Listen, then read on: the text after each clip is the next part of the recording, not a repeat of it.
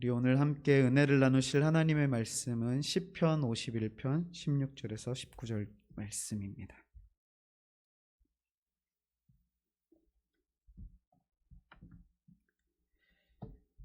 시편 51편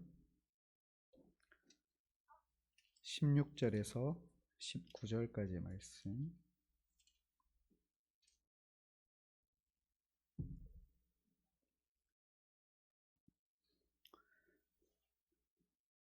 우리 하나님의 말씀 함께 한 목소리로 천천히 읽도록 하겠습니다. 주께서는 제사를 기뻐하지 아니하시나니 그렇지 아니하면 내가 드렸을 것이라. 주는 번제를 기뻐하지 아니하시나이다. 하나님께서 구하시는 제사는 상한 심령이라. 하나님이여, 상하고 통회하는 마음을 주께서 멸시하지 아니하시리이다. 주의 은택으로 시온의 선을 행하시고 예루살렘 성을 쌓으소서. 그때에 주께서 의로운 제사와 번제와 온전한 번제를 기뻐하시리니 그때에 그들이 수소를 주의 제단에 드리리이다. 아멘. 우리 오늘 12월 첫날 예배입니다. 11월 첫날 새벽 예배 때 제가 부임 설교를 하고요. 정확히 딱 한 달이 지났습니다. 저는 개인적으로 이 한 달이 참 감사하고 또 기대가 더 되어지는 그러한 시간들이었는데, 우리 성도님들은 이 11월 한 달을 어떻게 보내셨는지 궁금합니다. 우리의 삶에 어떠한 작은 변화들이 있으셨나요? 어떠한 기대와 다짐들이 생기셨습니까? 아멘. 우리에게 허락하신 그 은혜들을 굳게 붙들고 우리 주님 오시는 그날까지 함께 믿음의 발걸음을 옮기는 우리 모든 성도님들의 삶 되시길 소원합니다. 준호가 자꾸 설교하러 올라오려고 해서 제가 위기를 느끼고 있는데, 우리 오늘은 이 시편 51편의 본문을 통해서 하나님께서 찾으시는 심령에 관하여 함께 나누려고 하는데요. 이 본문의 배경을 먼저 말씀드려야 하는데, 시편 51편 어째 좀 익숙하지 않으세요? 네, 조금 익숙하시죠? 예. 우리 2주 전에 특별 집회 때 51편 중에 10절에서 13절 말씀을 본문으로 우리가 나눴었던 그러한 말씀입니다. 대략적인 배경은 다윗이 밧세바를 범한 후에 이제 나단 선지자가 와서 그를 꾸짖고, 그 후에 하나님 앞에 회개의 심령으로 나아가 12절에서 주의 구원의 즐거움을 내게 회복시켜 주십시오, 그렇게 간구했었던 그 본문의 결론부에 해당하는 본문이 바로 오늘 말씀이 됩니다. 그러면 이제 이 전체적인 상황은 우리가 대략적으로 이제 아신다라고 생각을 하고요. 오늘 본문은 하나님께서 어떤 심령을 기뻐하시고 또한 반대로 어떤 심령을 기뻐하시지 않으시는지 아주 구체적으로 콕 집어서 말씀해 주고 있습니다. 굉장히 적나라하게 또 굉장히 직접적으로 그렇게 돌직구를 날려주고 있어요. 그렇다는 것은 하나님을 기쁘시게 하는 삶을 살기를 원하는 성도라고 한다면, 그러한 성도님들에게는 오늘 본문 말씀이 매우 중요한 본문이 된다라는 것을 굳이 강조하지 않아도 우리가 공감을 하실 거라고 생각을 합니다. 그런데 내가 교회 다니기는 하는데 나는 그다지 하나님을 기쁘시게 하는 삶에는 크게 관심은 없고, 그저 그냥 전능하신 하나님께서 내 삶을 잘 먹고 잘 살게 인도해 주시기만 하면, 그 정도로만 해주시면 그냥 나는 헌금 생활 잘하고 봉사도 하고 예배 안 빠지겠습니다, 이렇게 교회 생활하겠습니다 하는 분이라고 한다면 오늘 본문이 그다지 중요하게 여겨지지 않겠지만, 우리의 신앙생활의 목적이 나 하나 잘 먹고 잘 사는 게 아니라 하나님 중심이 되고 하나님이 최우선순위가 된 그러한 그것이 우리의 우리의 삶의 목적이 된 성도라고 한다면 모두가 오늘 본문에 우리가 집중하셔서 함께 이 말씀을 나누셔야 한다라는 것이죠. 그렇기 때문에 오늘 예배에 참석은 했으나 예배드리는 모습이나 자세가 집중하는 그러한 모습이 아니라고 하신다면 그렇게 하나님을 기쁘시게 하는 삶을 살 필요가 없습니다 라고 얘기하는 것과 마찬가지라고 생각을 해도 될 것 같습니다. 먼저 16절은요, 하나님께서 기뻐하시지 않으시는 모습, 그러한 마음의 자세, 심령에 관하여 언급을 시작합니다. 보시면 16절에 보시면요, 하나님께서 제사를 기뻐하지 아니하시고 번제를 기뻐하지 않으신다라고 말씀하고 있어요. 자, 여기서 제사를 기뻐하지 않으시고 번제를 기뻐하지 않으신다라고 하는 이 문장의 의미를 누가 빠르게 한번 어떤 의미인지 설명해 주실 수 있는 분 계실까요? 하나님께서 제사를 기뻐하지 않으시고 번제를 기뻐하지 않으신다 라고 하는 이 문장을 빠르게 한번 설명해 주실 수 있으신 분? 지금 빠르게 정리를 하시는 분들이 막 모습이 보이시는데요. 빠르게 그냥 어느 정도 포문만 열어주시면 또 이어서 하시면 되니까요. 차은아 집사님. 김민종 집사님이 저를 쳐다보셔가지고 그 뜻이 아니었을 수도 있지만, 네. 제가 딱 떠오르는 거는 네. 형식적인 걸 기뻐하지 않으신다라고 생각이 됐습니다. 네. 네, 마음이 담기지 않은 형식은 싫다. 마음이 담기. 박수. 빠르게 아주 잘 설명해 주셨어요. 하나님께서 형식적인 어떤 종교적인 의식으로서의 제사와 이러한 번제, 즉 가짜를 하나님께서 싫어하신다는 거예요. 조금 더 현미경적으로 들어가서 다윗의 입장에서 그럼 이 고백은 어떤 의미일까요? 다윗의 상황을 우리가 조금 생각하면서 이 다윗의 고백이 어떤 의미일까? 누가 또 한번 빠르게 설명해 주실 수 있을까요?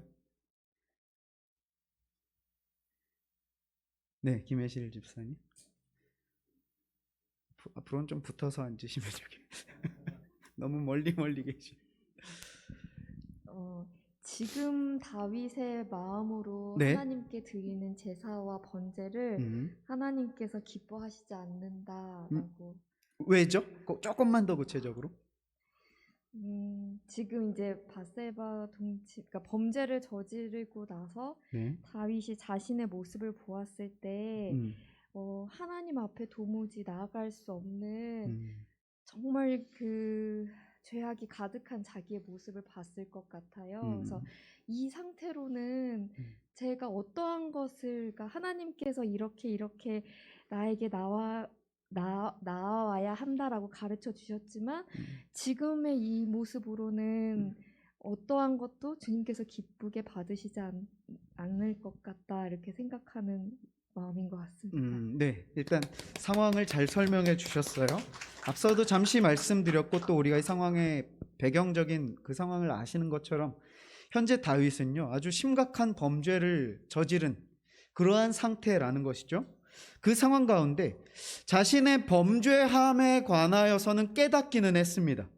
그리고 그 깨달음으로 인해서 죄사함은 받아야 되긴 하겠는데 그 상황 가운데에서 지금 이 고백을 드리고 있다라는 것이죠. 그동안 다윗이요, 하나님과의 관계를 통해서 알게 되었고 또 알고 있었던 것이 있는데 그게 바로 하나님께서는 종교적인 행위의 제사는 기뻐하시지 않으셨다는 것. 좀 더 구체적으로 어떤 제사요? 번제라고 하는 이 제사를 기뻐하시지 않으셨다라는 것을 다윗은 알았던 것입니다. 그래서 중간에 보시면요, 그렇지 않았다면 내가 이미 드렸을 것이다. 번제를 하나님께 드렸겠지만 하나님은 번제를 기뻐하지 않으심을 알기에 지금 드리지 않고 있다라는 것이죠. 그 번제, 이 제사를 드리기에 앞서서 어떤 한 단계가 필요하다라는 걸 알고 있었던 거예요. 마치 이런 거죠. 뭐 이게 아주 적절한 예는 아닐 수 있지만 조금 희화화해서 이렇게 표현할 수 있을 것 같아요. 어떤 한 사람이 이제 백화점에 가서 비싼 만년필을 이렇게 원래 돈을 지불하고 갖고 와야 되는데 돈을 지불하지 않고 갖고 왔어요. 그래서 집에 와서 이제 자신의 범죄함을 깨달은 것이죠.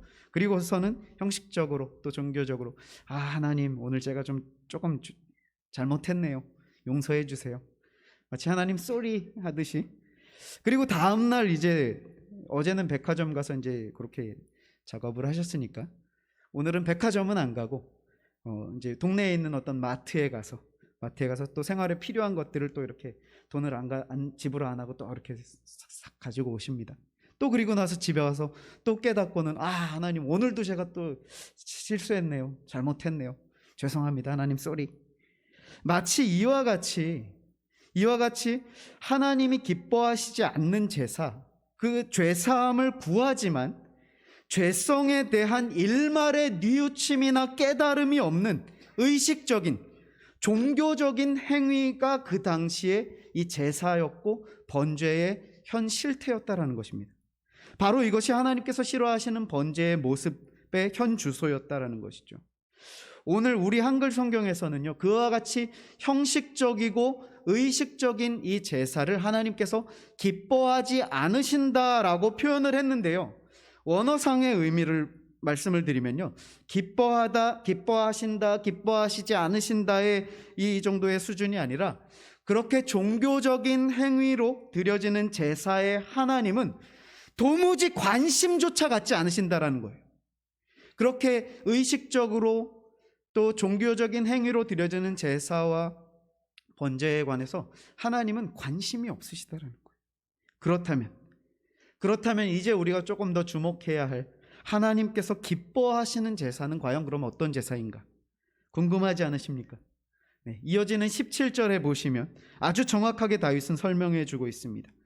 하나님께서 구하시는 제사, 즉 하나님께서 원하시는 제사, 하나님이 바라시는 제사는 어떤 동물을 잡아서 태워드리느냐, 이것을 원하고 바라시는 것이 아니라 뭐다?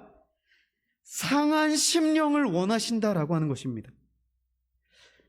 여기서 우리 상한 심령 하면 어떻게 좀 이 상한 심령이라는 어감이 좀 확 와닿으시나요? 뭐 아주 나쁜 표현은 아니지만 이렇게 임팩트 있게 딱 다가오지는 않는 것 같아요. 그래서 이 상한 심령의 원어적인 의미를 한번 이렇게 살펴봤는데요, 이런 의미가 있어요. 여러 조각으로 부서지다, 산산조각나다 라는 뜻이 담긴 단어입니다. 그래서 이 문맥 가운데 지금 초점하는 메시지는요, 희생 제사를 드릴 때 그 제사 드리는 어떤 이 장면들을 우리가 직접적으로 보신 분들은 없겠지만 간접적인 자료들을 통해서 보신 분들은 아시겠지만, 이 제사를 드릴 때요, 그 동물의 이제 배를 가르고 또 고기들을요 이렇게 각을 뜹니다. 각을 뜬다는 건 조각조각을 낸다는 거예요. 그런데 지금 그렇게 희생 제물을 여러 조각을 내는데 하나님이 정말 원하시는 것은 그 희생 제물의 이 사체만 조각조각 내는 것이, 그래서 불로 태우는 이 번제의 제사를 드리는 행위를 원하시는 것이 아니라 그 제사를 드리는 사람의 심령, 그 자신의 마음을 그와 같이 조각조각 내기를 원하신다는 거예요.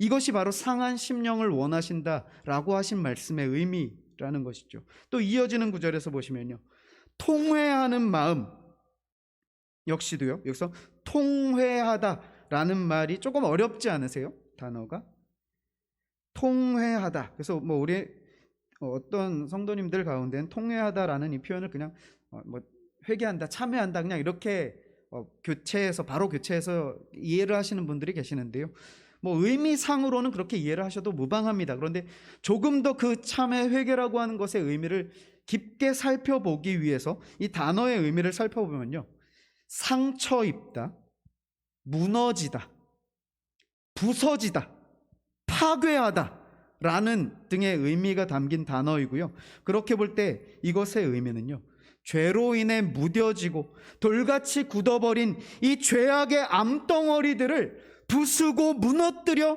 굴복시키는 것이 바로 통회하다라는 이 단어의 의미가 된다는 것입니다.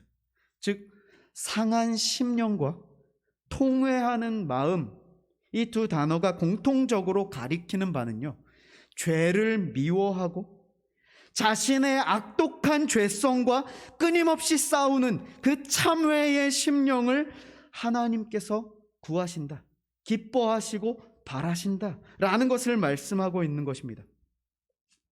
우리가 오해하지 말아야 할 것은요, 하나님께서 오늘 본문을 통해서 구약시대의 제사 제도 자체를 부정하고 계시는 것이 아닙니다. 하나님이 제사를, 번제를 원하지 않으신다라고 하는 것이 아니에요. 제사 제도는요, 하나님께서 정하신 구약시대의 이 사람들과 하나님이 화목할 수 있는 방법이었어요. 단 오늘 본문에서 강조점이 조금 다르다는 것이죠. 오늘 본문의 강조점은 의미 없이 드려지는 종교 행위를 고발하고 있는 것이고, 하나님께서 기뻐하시는 예배, 제사는 그 제사의 진정한 의미를 알고 진지하고 정직하게 그 의식에 참여하기를 바라시는 마음이다라는 것입니다. 오늘 우리의 예배는 어떻습니까? 이 예배에 참여하는 우리의 심령은 어떠십니까? 앞서 우리 김영준 집사님께서 찬양을 마치시고 기도 인도를 하시면서 우리에게 뼈 때리는 또 멘트를 해주셨죠. 은혜 받은 척, 아는 척 저에게 하시는 말씀. 그래서 저 아는 척 안 하려고요. 아는 것도 없습니다. 이 예배에 참여한 우리의 마음가짐 어떠십니까? 매주 드려지는 주일 예배, 월요일 전교인 새벽 기도회, 이 수요 예배, 습관적으로 드려지는 그러한 종교적 행위는 아니셨나요? 그냥 시간 됐으니까, 내가 예배에 맡은 거 있으니까, 안 나오면 내 어떤 위치가 있으니까, 그렇게 나오신 분들, 그러한 심령은 아니신가요? 당연히 아니라고 우기시겠죠. 그런데 이건 내가 우긴다고 해서 증명되어지는 것이 아니라 하나님 앞에서요, 그 하나님 앞에 서는 나의 심령을 스스로 정직하게 돌아봄으로 스스로 점검해 보시기 바랍니다. 나는 이 예배의 자리에 앞서서 나의 더러운, 그리고 용서받지 못할 이 심각한 죄에 대한 처참함을 발견하고 오직 구원이 필요하여, 우리 두 번째 찬양 드리셨던 것처럼 오늘 내가 주님이 필요해서, 그 구원의 십자가가 필요해서, 그 주님이 아니고서는 살 길이 없어서 그 주님 만나고자 그 간절함과 갈급함으로 주님 앞에 두 손 두 발 다 내어들고 그 십자가 앞으로 자복하며 나아왔는가? 나의 마음을 찢고 죄로 굳어진 마음을 깨뜨리고 오직 살게 하시는 우리 주님의 그 십자가 보혈만을 붙들며 구해 주시고 용서해 주시기만을 바라며 나아가고 있는가? 우리 이 시간요, 나 자신의 심령을 정직하게 그리고 진지하게 한번 돌아보시는 시간을 가져보셨으면 좋겠어요. 그리고 앞으로 우리의 드려지는 그 예배마다 참석하기에 앞서서, 집에 나서기에 앞서서 나의 심령, 나의 마음이 지금 무엇을 향하고 있는지 돌아보는 그러한 심령으로 이 예배의 자리로 나오는 우리 모두가 되셨으면 좋겠어요. 계속 말씀드리는 바와 같이 우리의 어떠함으로 하나님을 기쁘시게 해드릴 수 있는 것이 아닙니다. 하나님이 우리에게 요구하시는 것은요, 이 상한 마음과 통회하는 심령뿐이라는 사실이, 그러한 자에게 하나님께서 부어주시는 은혜가 바로 이 예배의 자리라는 것이죠. 이어서 잠시 보실까요? 약간 무거워졌으니까, 분위기가 무거워졌으니까 퀴즈 하나 드리겠습니다. 퀴즈 하나. 선물이 준비되어 있습니다. 여기 말씀 돌판에 새긴 말씀이라고요. 자, 퀴즈를 드리겠습니다. 16절의 번제와 19절의 번제는 같은 번제인가 다른 번제인가? 정확하게 맞추셔야 합니다. 그리고 이유까지 설명을 해 주셔야 합니다. 자, 도전하실 분. 16절의 번제와 19절의 번제는 같은 번제인가 다른 번제인가? 자, 누가 도전하시죠? 도전하시고 가져가시죠.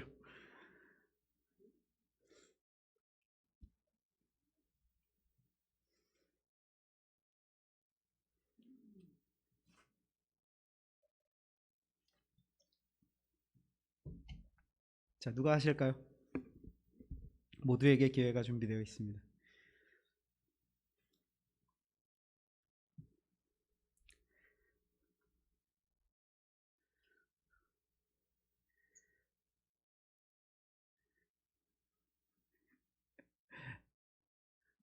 자, 도전하십시오.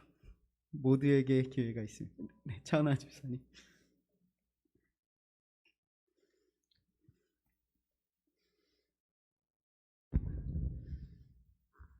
자신이 없네. 일단 다른 거죠. 다르다? 다른데요. 16절의 번제는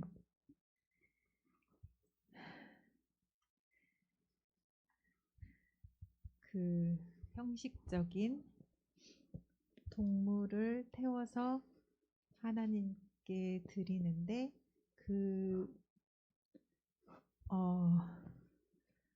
그러니까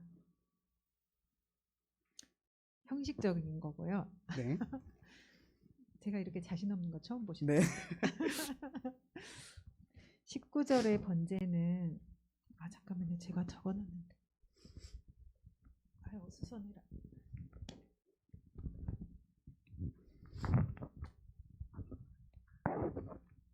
죄를 미워하고 자신의 악독과 싸우는 참회의 심령으로 온전히 드리는 번제인 것 같습니다.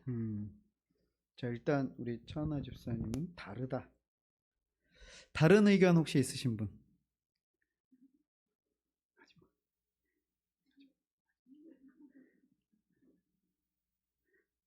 다른 의견 있으신 분? 없으세요? 다 동의하십니까? 다 동의하시는 거예요? 제가 이렇게 질문 드리는 건 정답이 아닐 가능성이 있기 때문에 지금 드리는 거겠죠?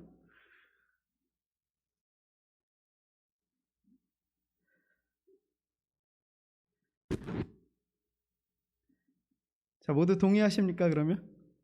그럼 이 선물은 제가 갖도록 하겠습니다.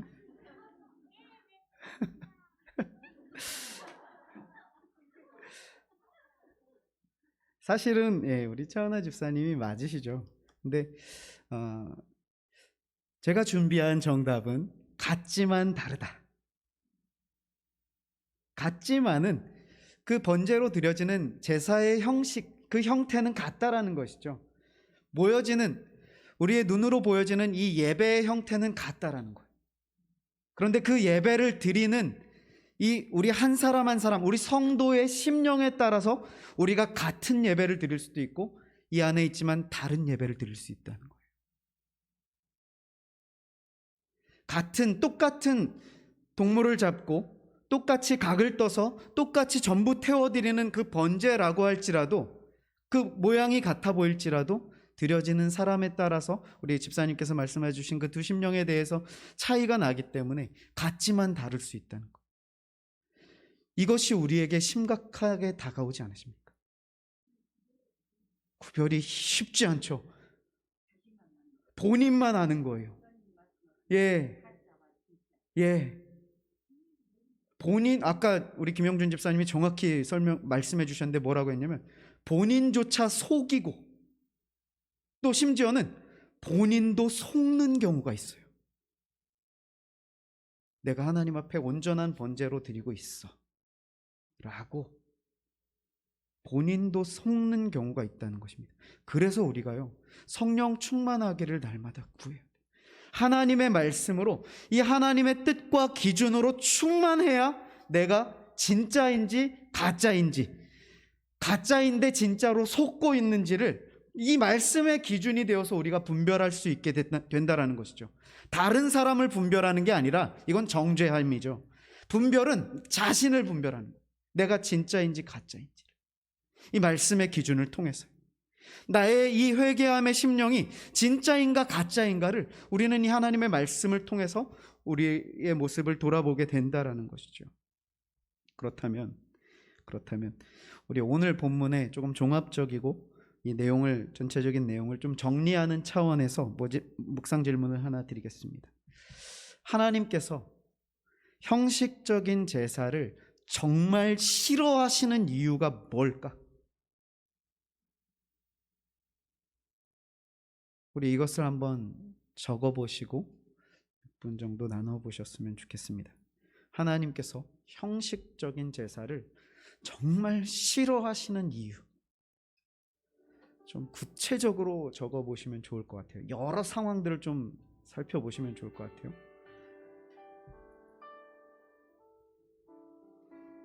오늘날 우리에게 적용적인 측면에서까지 생각해 보셔야 조금 더 구체적인 의미가 생겨질 것 같습니다.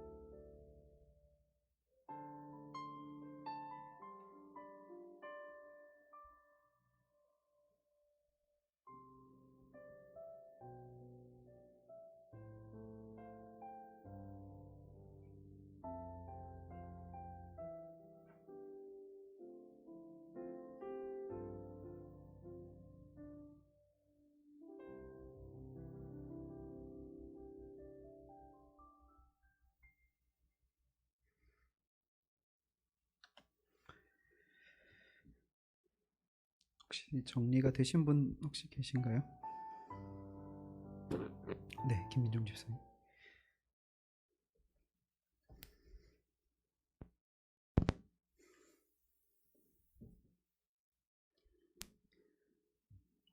하나님께서 형식적인 제사를 정말 싫어하는 이유가 무엇일까? 네. 잠시 생각해 봤을 때 먼저는 하나님과 인간의 관계가 인격적인 관계인데 그렇지 전혀 그렇게 생각하지 않는 것이라고 생각되어요. 그래서 네, 그거를 조금 설명해 주실 수 있을까요? 그걸 어떻게 설명해야 될지 모르겠지만 보통 우리가 하나님 말고 다른 볼 때 이제 우상 숭배를 볼 때나 다른 어떤 종교에서 말하는 그런 것들을 볼 때 다 한 가지 모양인데 그냥 어떤 인격적인 관계가 아니라 어떤 자기가 자기가 어떤 부적처럼 의지하고 싶은 어떤 것을 정해놓고 거기 일방적으로 이렇게 내가 어떤 형식으로 어떤 정성으로 어떤 극기로 이렇게 보여주고 그거에 대가를 바라는 네네. 그런 것도 있잖아요. 그런 것처럼 그게 사실은 우상숭배가 사실은 어떤 아까 목사님께서 말씀하신 하나님 기뻐하시는 뜻이 무엇일까라고 사는 것이 아니라 사실은 그건 후자에 말씀하신 것처럼 이 세상에서 사는데 잘 부탁드립니다. 도와주세요. 라는 그거가 내면에 되게 강력하게 숨어 있는 진심과 인격적인 관계가 아닌 또 이렇게 목사님 이재영 목사님 말씀도 이제 떠올랐는데요. 내가 저 다른 남자랑 좀 풍요롭게 잘 살아야 되니까 당신하고 결혼해 줄 테니까 다른 남자하고 풍요롭게 잘 살 수 있게 좀 돈 좀 지원 좀 해주고 이렇게 좀 이렇게 집도 좀 마련해주고 해주세요. 라고 하는 것 같았어요. 그리고 그냥 또 이거는 저의 생각이 나서 두 번째는 대리만족할 수 있게 해주는 것 같아요. 거기서 그치는 것이 아니라 그런 말이 있더라고요. 백수는 운동을 하지 말라고 그런 말이 있는데 이제 하는 일이 없는 사람인데 이제 막 운동을 열심히 해요. 막 운동을 막 열심히 하면은 그 땀 흘리고 개운하고 상쾌한 기분 때문에 마치 하루를 뿌듯하게 보는 것 같은 느낌 때문에 이제 더 이상 어떤 일을 이제 할 그런 걸 생각을 안 하고 그것만으로도 이제 착각에 빠진다고. 근데 내가 이제 종교적인 활동을 열심히 하고 되게 또 막 이렇게 하다 보면은 거기서 이제 얻어지는 뭐 예를 들어서 뭐 남들이 인정해주고 또 내 보람이 있고 그럴 때 그게 아니라고는 말해도 이 안에 만족으로 쌓이고 이 정도면 됐지라는 말로 쌓이고 그래 잘 살고 있으니까 나중에 더 뭐 이렇게 또 하나님 더 이렇게 어떻게 좀 제대로 한번 더 찾을 기회가 또 있을 거야. 지금 당장 이렇게 이 정도 페이스면 됐어. 막 이런 것도 있을 수 있을 것 같아요. 그래서 오히려 형식적인 제사를 드리는 것이 안 드리는 것보다 그것을 아까 외국인 목사님 말씀하신 것처럼 자기를 속일 수 있게 하는 그런 요소가 될 수 있겠구나. 그런 생각들이 들었습니다. 네, 좋습니다. 네, 또 혹시 정리되신 분 계실까요? 조금 전에 말씀드린 부분은 조금 이따가 설명을 같이 나눠보도록 하고요. 정리되신 엄기훈 집사님. 김민정 지사님하고 거의 비슷한데요. 네. 상하고 통해하는 마음이 없는 제사, 형식적인 제사는 나를 위한 제사가 될 것 같고요. 이제 이게 하나님과 나 또는 나와 타자 사이의 관계를 다시 올바로 재정립하려는 게 이제 제사의 근본인데 네.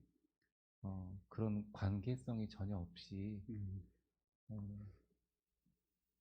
우리나라가 그 옛날에 고대부터 이렇게 계속 유구하게 전통으로 내려오고 있었던 무속, 샤머니즘 네. 같은 그런 제사가 될 것 같고요.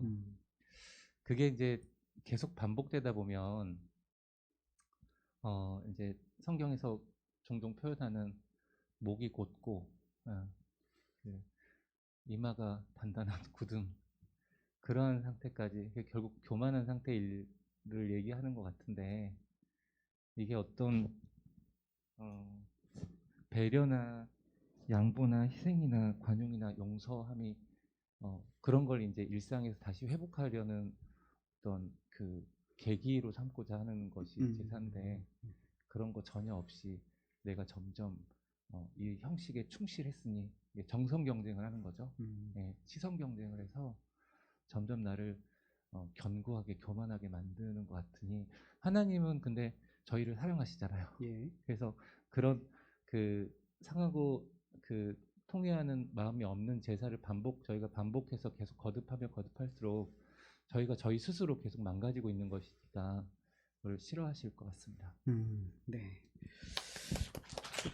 두 분이 약간 공통점이 있으셨어요. 하나님과의 관계성에 관해서 말씀을 해주셨고요. 혹시 또 다음, 김혜실 집사님. 네, 저도 그 관계성에 대해서도 일단 생각을 해봤는데요. 어, 그, 그러니까 정말 내가 그냥 사람과의 관계를 생각했을 때 누군가를 위해서 내 시간과 돈과 막 이런 것들을 이렇게 아끼지 않고 정말 최고의 것을 선물을 했는데 상대방이 진짜 영혼 없이 고맙다라고 표현할 때 그때 그 마음이 막 무너지는 것 같은데 하나님께서는 좀 우리가 그 가늠할 수 없는 그 가치를 우리에게 주시고자 하시는데 그때 아무 영혼 없이 서 있는 모습을 볼 때 어떠실까 이런 생각이 들었고 두 번째는 그냥 그 형식적인 제사라고 했을 때 그냥 반드시 내가 해야만 하는 것 그래서 그냥 일상 중에서도 그것을 한번 생각해 봤어요. 그래서 제가 잘 이해가 안 되는 부분 중에 하나가 나는 밥을 그냥 먹어야 되니까 먹어라고 말하는 사람들이 잘 이해를 못 하는데 그런 사람들이 있어요? 그러니까 정말 어떤 음식의 즐거움 없이 그냥 때 되면 먹고 뭐 못 먹으면 이렇게 되고 근데 그때 제가 느끼는 게 그러니까 해야만 해서 그냥 살기 위해서 하는 그것이 어떤 즐거움과 기쁨과 감사가 전혀 없는 거예요. 그래서 이렇게 맛있는 걸 먹는데 왜 그럴까라는 생각을 이렇게 하는데 어떤 그러니까 항상 그러니까 저희 삶에서도 해야만 한다라는 당위성을 가지고 하는 일에 대해서는 기쁨이라는 것이 정말 없는 것 같아요. 그래서 하나님과 전혀 그런 교제가 없는 상태가 아닐까 생각해 봤습니다. 네, 좋습니다. 우리 영상으로 참여하신 분 가운데 백고은 집사님께서 형식적인 제사는 주님을 의지하는 것이 아니라 행위만을 위한 제사, 조금 전에 말씀해 주신 그 부분 같아요. 결국 아닌 것 같지만 우상 숭배를 하게 되는 결국이 되기 때문이다. 이건 아까 우리 김민종 집사님 첫 번째 말씀하셨던 것과 또 비슷하고요. 혹시 이 하나님께서 형식적인 제사, 지금 잘 말씀해 주셨어요. 잘 말씀해 주셨는데 지금 나눠주신 말씀 이외에 한 번이 또 이외에 하나님께서 형식적인 제사를 정말 싫어하시는 이유가 무엇인가 하는 그 이유를 오늘날 우리에게 조금 더 구체적으로 생각해 보신 분 계신가요? 우리의 상황에서 살펴봤을 때 지금 우리가 구약 시대라고 하니까 자꾸 이 제사를 통한 하나님과의 관계에 조금 초점이 되어지는 것 같아서 조금 김수진 집사님.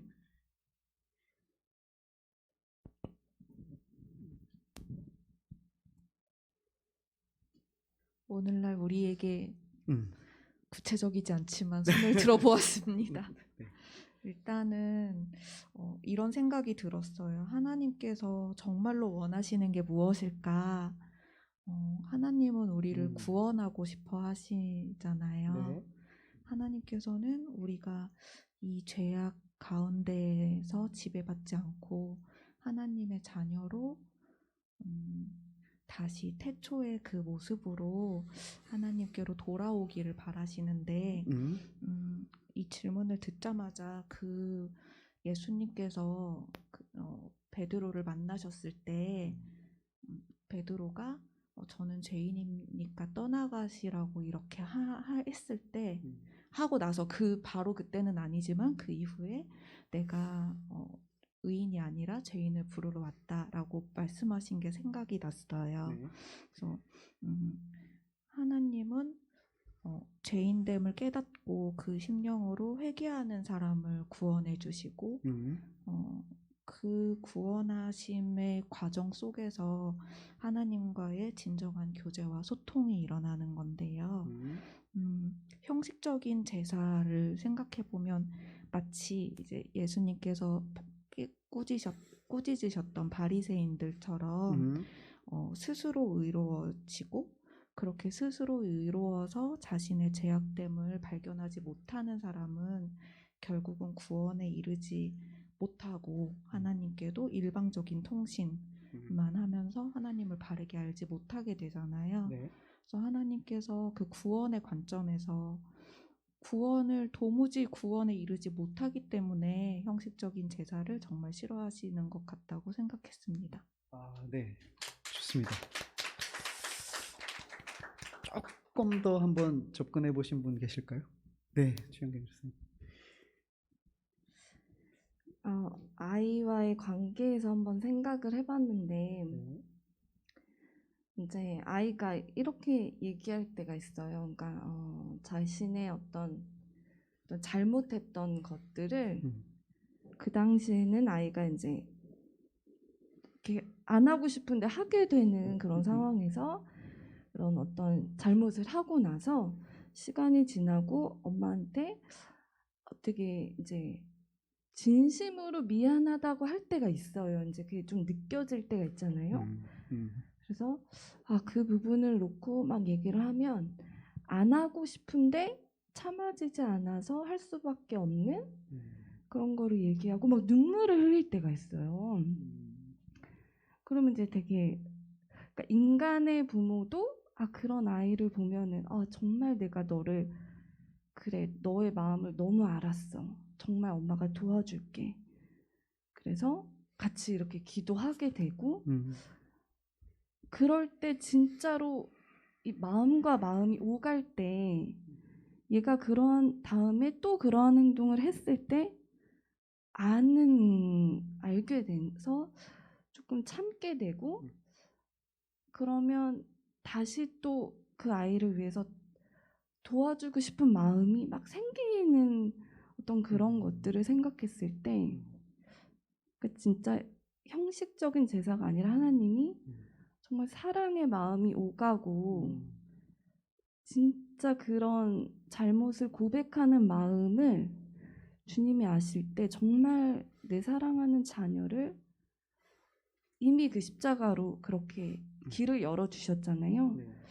그러니까 그래 내가 그렇게 너를 이끌어 줄게 하시는 그런 마음이 생각이 됐고 또 약간 반대 의미로 좀 다른 상황에서는 그 아이에게 아이가 힘들게 얘기를 했어요. 어떤 속마음을. 그래? 그럼 내 엄마가 이렇게 해줄게 하고 어떤 행동을 딱 바로 보여줬을 때 얘가 진심으로 기뻐해서 막 사랑 고백을 해요. 그러면 서로 얘도 또 나의 진심을 아는구나. 그럼 막 이게 오고 가면 그래 다음에 또 이 아이를 위해서 그렇게 해줘야겠다. 그랬을 때 다음에 또 그 아이가 어떤 잘못을 했어요. 하면 안 되는 서로 약속까지 하고 엄마 이제 안 해볼게 했는데 순간 그게 나왔는데 내가 진심으로 이렇게 우리 약속했었잖아 했을 때 순간 생각하고 조금 멈출 때가 있더라고요. 그럴 때 그런 하나님도 비록 우리 인간의 부모와 자식 관계지만 그거를 이런 걸 원하시지 않을까라는 생각을 하게 됐습니다. 네. 진심으로 다가오셔서 베풀어 주신 이제 예. 네, 예.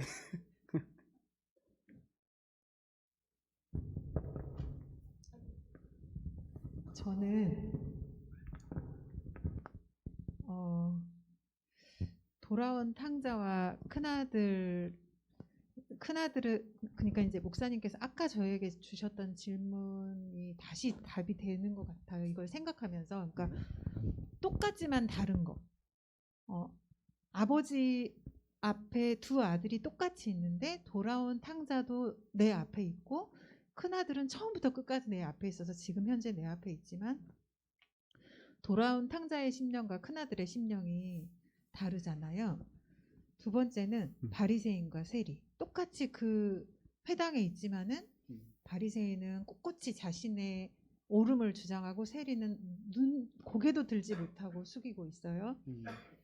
선한 사마리아인과 제사장, 레위인, 율법학자 다 그 강도 만난 자를 지나가지만 선한 사마리아인은과 다르잖아요. 그 깊이 신뢰로 사랑으로 정든 연인이 있어요. 똑같이 뭐 한 10년 사귀었는데 그냥 형식만 남은 연인이 있어요. 둘 다 헤어지지 않고 있지만 또 화장하고 만나야만 하는 남친이 있고 민낯으로 막 깨서 그냥 부시시하게 나가도 너무 반가운 남친이 있을 수 있죠. 남친은 남친인데요.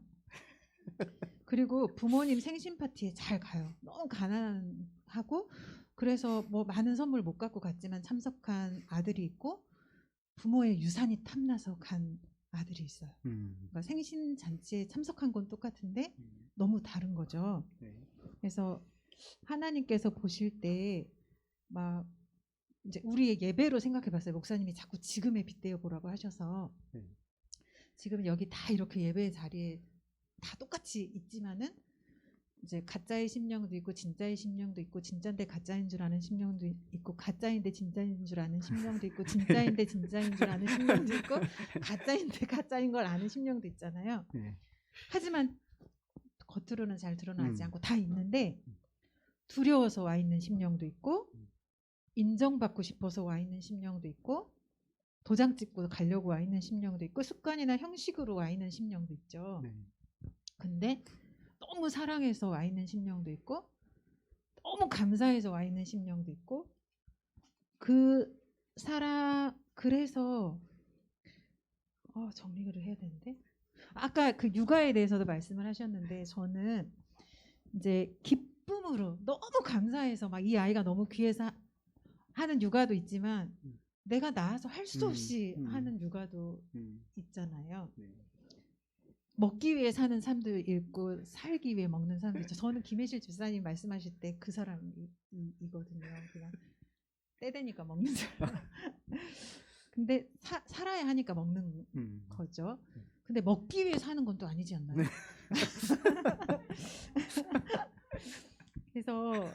그래서 하나님께서는 형식적인 제사를 정말 싫어하시는 것 같습니다. 네.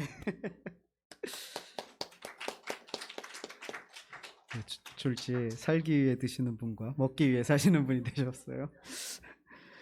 네, 우리 또 영상으로 함께 하시는 분 가운데 같이 걸어가기 님이 박윤아 집사님입니다.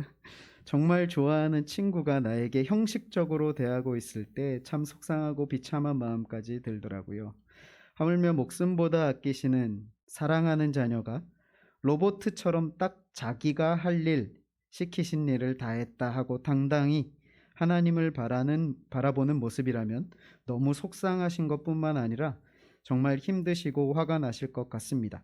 게다가 그 로봇 같은 모습이 자녀에게 무엇 하나 좋을 것이 없고 하나님과 사랑의 사귐이 가장 최고의 것인데 그것을 모른다는 건 즉 지옥에 살고 있다는 뜻이므로 내 자녀가 진정한 행복을 모르고 산다? 하나님은 그래서 더욱 형식적인 제사가 너무 싫을 것 같습니다. 네, 우리 영상으로 참여하시는 분들도 굉장히 집중하시면서 잘 정리를 해주고 계시죠? 제가요, 뭐 혹시 마지막으로 집에 가서 이불 뒤집어 쓰고 하지 마시고 이거 했어야 되는 건데.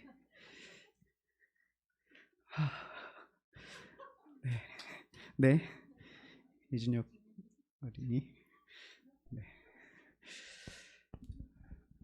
이따가 하자. 너는 나랑 이불 뒤집어 쓰고 하자. 네, 하세요. 누나 하라고 준 거야.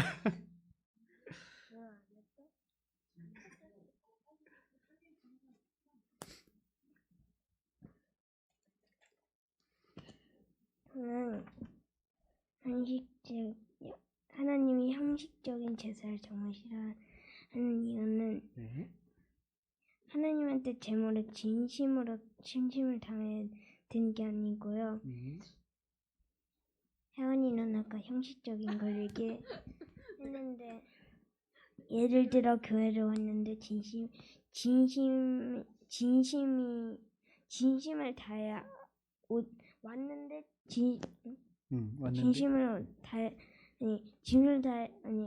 왔는데 교회를 왔는데 진심을 다해 예배를 드리지 않았다 하는 그 얘기했습니다. 그리고 그 많이 잘못했는데 만약에 제가 엄마한테 혼났는데 어떻게든 많이 혼났는데 죄송해요 그냥 이렇게만 얘기하는 것을 했다고 생각합니다. 네.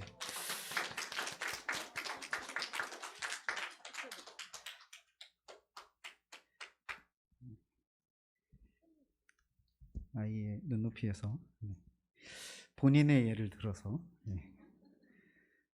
자, 정말 마지막으로 한번 하실 분.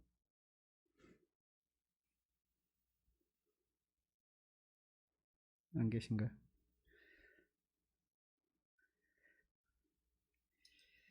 네, 제가 하나님께서 형식적인 제사를 왜 이토록 관심조차 갖지 않으실 정도로 싫어하시는가 하는 부분들을 좀 생각을 해봤어요. 여러 가지 부분들은 뭐 우리가 지금 말씀해 주시고 나눠주신 부분과 비슷한데요. 우리 시간이 조금 갔지만 이 부분에 관해서 걸쳐서 한번 조금 생각해 볼까요? 아까 우리 김혜실 집사님도 그렇고 우리 박윤아 집사님도 그렇고 비슷하게 말씀해 주신 게 내가 정말 좋은 것을 선물해 줬는데 그것을 받은 사람의 반응이 시원찮을 때, 자, 우리가 이 부분을 생각하면서 하나님께서 왜 정말 싫어하실까?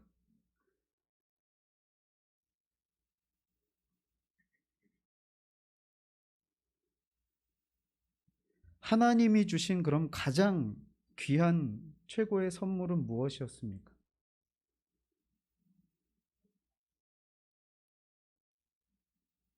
예수 그리스도죠. 십자가예요.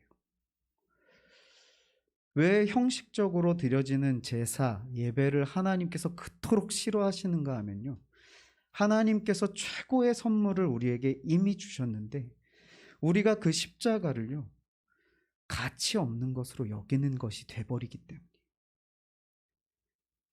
십자가를 무시하고요, 경멸히 여기고요, 그 하나님 앞에서 하나님을 기만하고 있는 거죠. 그런 척, 아닌 척 하면서요, 위선적인 모습으로 하나님을 기만하는 그러한 모습 아닙니까? 자신의 더러운 죄성을 그대로 방치한 채 주님 앞에 예배의 자리로 나와서 하나님과의 화목을 구하고 인도하심을 구하며 은혜를 바란다는 거죠. 오해하지 마세요. 그래서 꼭 예배 나오기 전에 회개 기도를 꼭 드리고 나와야 된다, 이게 우리에게 또 공식화가 돼버리면 안 돼요. 우리는 예배의 자리를 통해서 오늘 이 말씀을 통해서 우리의 심령에 주시는 하나님께서 찌르시는, 또한 깨닫게 하시고 나아가게 하시는 은혜가 있지 않습니까? 인도하심이 있지 않아요? 그것을 소망하는 마음으로 나와왔는가를 보신다는 거예요. 회개하고, 이 예배의 자리는 회개하고 모든 죄를 청산한 사람만 들어올 수 있습니다. 이걸 원하시는 게 아니라 이 예배의 자리로 나올 때 어떠한 마음과 무엇을 기대하며 나오느냐를 보시겠다는 거예요. 그것이 바로 통회하고 상한 심령을 원하신다는 거예요. 자신의 죄에 대해서 이 죄를 조각조각 찢고 부숴버리고 이 죄와 싸우기를 소원해서 내가 싸울 수 없어서 주님 붙들고 보자 나온 그 심령. 나는 여전히 오늘 또 이 하루를 살아가면서 그 죄와 버타며 하나님과 원수된 채 살아갔던 그러한 나의 하루였는데, 그 예배가 우리가 이 수요일에 있다는 게 얼마나 감사합니까? 주일마다만 예배가 있다면 우리 한 주간 거의 전멸 아니에요.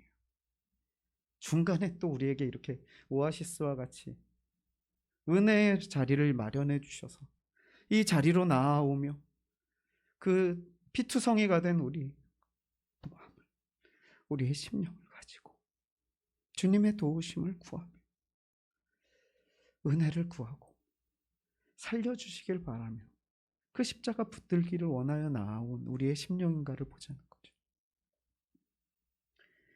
예수님의 십자가를 형식적으로 드려지는 그 예배요, 그 제사요, 그것을 싫어하시는 이유가 그와 같은 자세로, 그와 같은 마음가짐으로 드려지는 예배는요, 예수님의 십자가를 훼손하고 변질시키고 평가절하시키는 것이고요, 이와 같은 행동을 하나님께서 도무지 용납하실 수가 없는 거죠.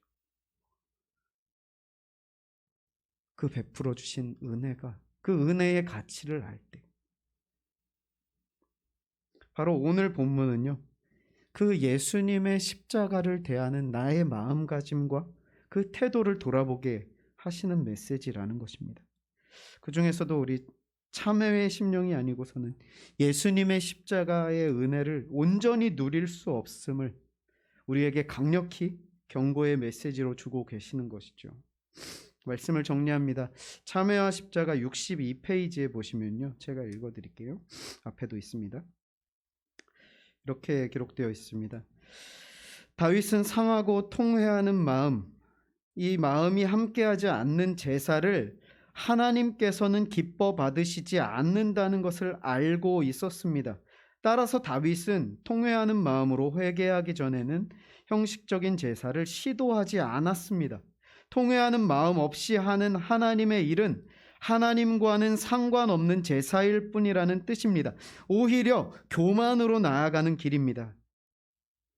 이게 아까 우리가 나누셨던 그러한 내용들 중에 대리만족을 한다든지 어떤 형식적인 행위를 쌓아간다라고 하는 그러한 인식들로 인해서 우리의 신앙이 오히려 거꾸로 가더라는 거예요. 형식적인 이 종교적인 행위로서의 예배, 이 제사는요, 오히려 사람을 하나님과 더 친밀한 자리로 인도하는 것이 아니라 교만한 자리로, 하나님과 반대되는 자리로, 은혜와 멀리 멀리 떠나가게 만들더라는 거예요. 다윗은 이걸 알았다는 거죠. 이 상하고 통회하는 심령이 아닌 상태로 드려지는 예배, 그 예배는 드리면 드릴수록 오히려 하나님과 더 멀어질 뿐이다라는 것을 알았기 때문에 다윗은 그 자리에서 멈췄습니다. 그리고 통회하는 마음으로 주님을 바라보며 구원의 즐거움을 다시 회복시켜 주시기를 주님 앞에 간절히 간구했었던 그 심령이 바로 이 고백에 묻어 있다라는 것이죠. 우리가 참회와 십자가 뒤로는 읽어보지 못하겠지만 62페이지 이후의 부분들을요, 조금만이라도 더 읽어보시면 이 부분에 대한 설명이 충분히 될 거라고 생각이 됩니다. 다윗이 제사를 드리지 않았다는 것이 아니라 통회하는 마음으로 회개하기 전에는 형식적인 제사를 드리지 않겠다라는 고백이었어요. 통회하는 마음이지 않기 때문에 예배를 드리지 말아라 로 적용을 하시면 안 된다는 거예요. 통회하는 마음으로 회개하고 예배의 자리로 나와야 한다. 그 은혜를 사모하고 소망하며 나와야 한다라는 다짐과 마음의 결단으로, 그와 같은 기대함으로 이 예배의 자리로 나오자라는 것이죠.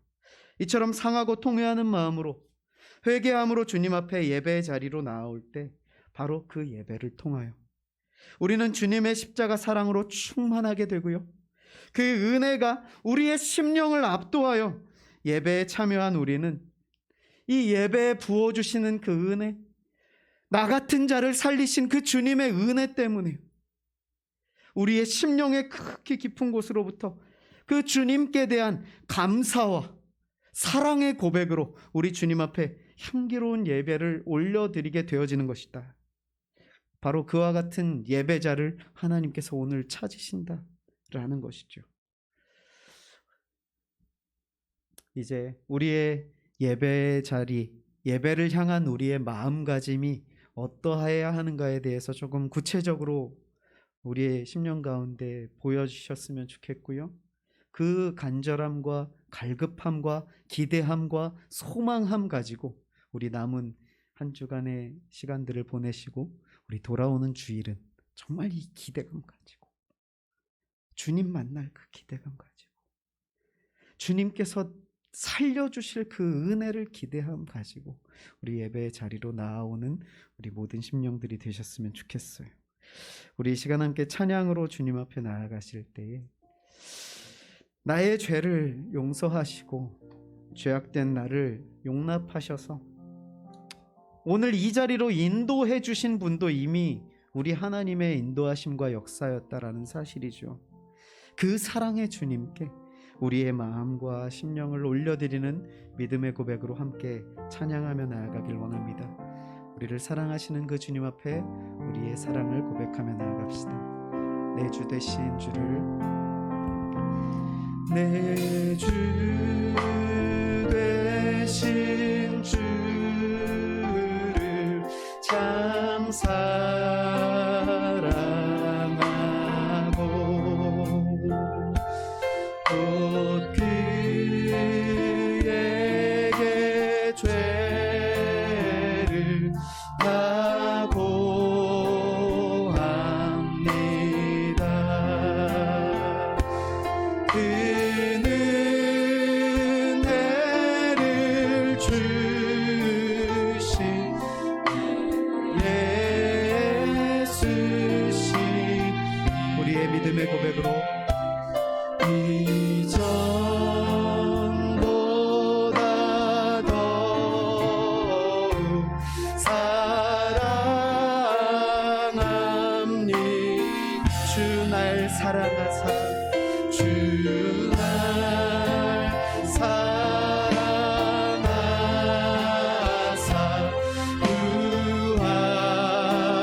구하시오. 우리 주님께서 저 십자가 고난 당하셨도다. 그가 시관 쓰신 내 주 배오니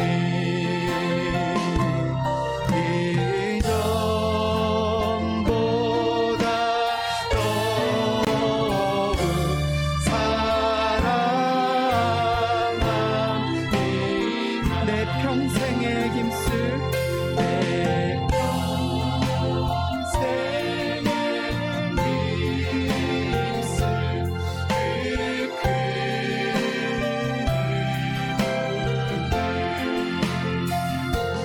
주 예수의 법을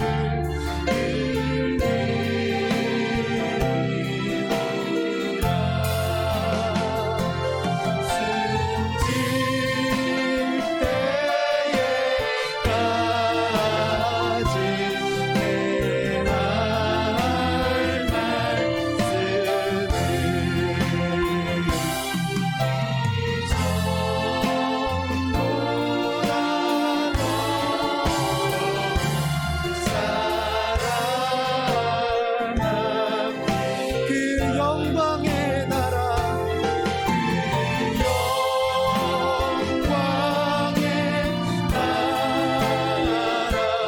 나 들어가서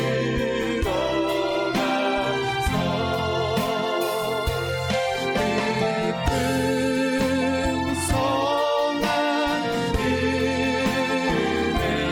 늘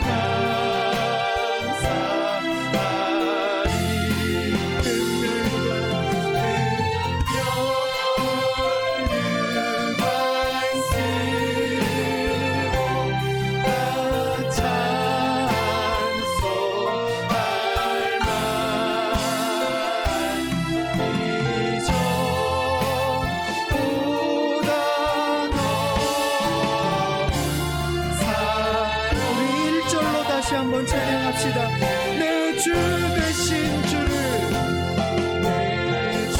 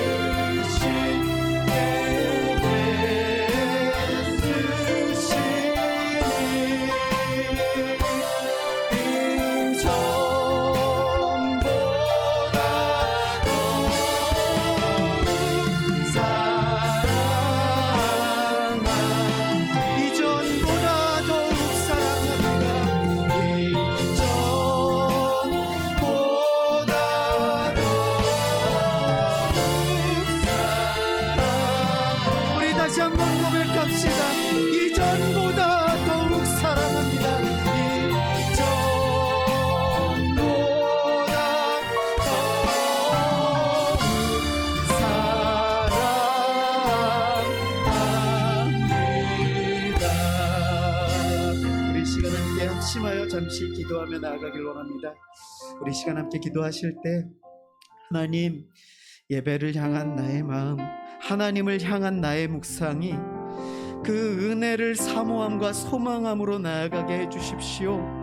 정말 자격 없는 나, 죽을 수밖에 없는 이 영혼을 살리신 그 은혜에 대한 소망함과 기대함과 간절함과 감사함으로 우리 주님 붙들며 나아가는 나의 심령 허락하여 주십시오. 우리 주님께서, 전능하신 하늘 아버지께서 우리를 위하여 베풀어 주신 최고의 선물인 예수 그리스도의 십자가를 내가 어떠한 마음으로 생각하는가를 다시금 돌아보며, 하나님, 지금까지 내가 그 십자가를 얼마나 귀한 것으로 여기며 그것으로 인하여 나의 삶을 살아가고 있었는가 돌아볼 때에 너무나 죄송하고 부끄러운 모습뿐입니다. 하나님, 이 시간 불쌍히 여기시고 용서하여 주셔서 그 은혜를 다시금 우리 안에 회복시켜 주시고 충만케 하여 주셔서 날마다의 예배를 통하여 하나님을 만나는 그 자리, 우리 주님과 뜨거운 사랑의 교제를 나누는 진짜의 관계의 자리로 나아갈 수 있는 나의 심령 되도록 인도해 주십시오. 우리 이 시간 간절히 소원하는 마음으로 함께 주님께 기도의 자리로 나아가겠습니다. 같이 기도하시겠습니다. 아버지 하나님, 이 시간 우리의 마음을 주님 앞에 올려드리며 나아갑니다. 하나님, 간절한 간구와 기대함 가지고 섭니다. 우리를 위해 붙드신 그 주님을 기억하고 지금까지 인도해 주신 그 주님의 은혜에 감사하고, 하나님, 아직 여전히 하나님의 뜻을 지키지 않아 여전히 세상과 하나님 사이에서 갈등하고 고민하는 하나님의 연약함을 불쌍히 여기시며 하나님, 이제는 주님께로 나아가게 하여 주십시오. 하나님께서 기뻐하시는 그 자리에 서게 하여 주십시오. 이전보다 더욱 주님을 사랑합니다. 믿음으로 고백하면서는 하나님 앞에 경직하며 순결하고 진정한 자리를 인도할 수 있는 나의 심령을 이어줄 수 있도록 아버지 하나님 도와여 주시옵소서. 아버지 하나님, 주님만 바라보며 나아가옵니다. 하나님의 모든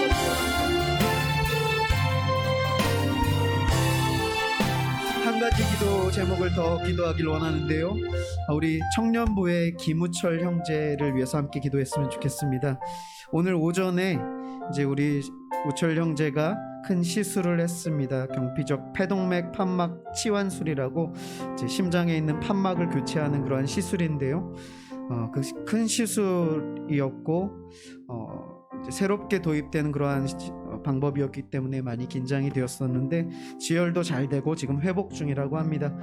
지금까지 전해온 소식은요, 아주 성공적으로 잘 끝났고 예후도 좋다라고 합니다. 우리 우철 형제가요, 이후에 부작용 전혀 없이 속히 회복되어서 예배 자리로 나올 수 있도록 우리 우철 형제와 또 은주자매도 같이 기도하는 것이, 정말 하나님께서 주신 이 새로운 심장 가지고 정말 새 생명 가지고 하나님 앞에 서는 그 기대함과 소망함 가지고 나아가는 우리 형제 주님께서 기억해 주시고 인도해 주시길 우리 이 시간 함께 소원하는 마음으로 같이 함께 기도하시도록 하겠습니다. 함께 기도하겠습니다. 아버지 하나님, 이 시간 우리 우철 형제를 위해서 우리 온 교인들 함께 기도하며 나아갑니다. 하나님, 그 영혼을 주님께서 부으시고 하나님 긍휼을 베풀어 주시고 은혜로 인도하여 주시옵소서. 우리의 모든 욕심의 연약함 주님 앞에 맡기며 나아갈 뿐입니다. 하나님의 인도하심을 구할 뿐입니다. 우리는 연약하여 할 수 없는 우리 주님께서 하실 수 있기 때문에 우리는 그저 그 주님 앞에 은혜를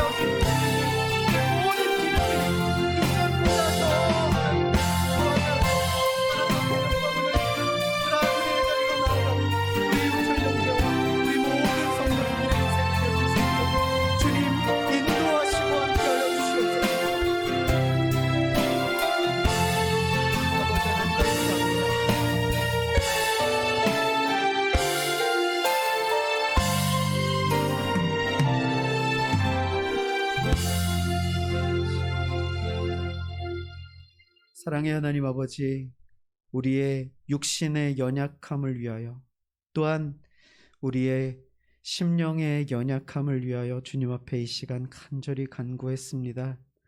하나님, 그저 불쌍히 여기시고 긍휼을 베풀어 주셔서 날마다 매 순간마다 그 은혜로 말미암아 우리의 육신, 연약한 육신 강건함을 입게 하시고 우리의 연약한 심령의 영혼 하나님께서 일으키시고 세우셔서 하나님의 뜻에 더욱더 가까이 나아갈 수 있는 우리 주님께서 기뻐 받으시는 예배의 인생 살아가는 우리 모든 성도님들의 삶이 되어질 수 있도록 주님 인도하시며 함께하여 주실 줄로 믿사옵고 이 모든 말씀 우리 구주 예수 그리스도의 이름으로 감사기도 드리옵나이다.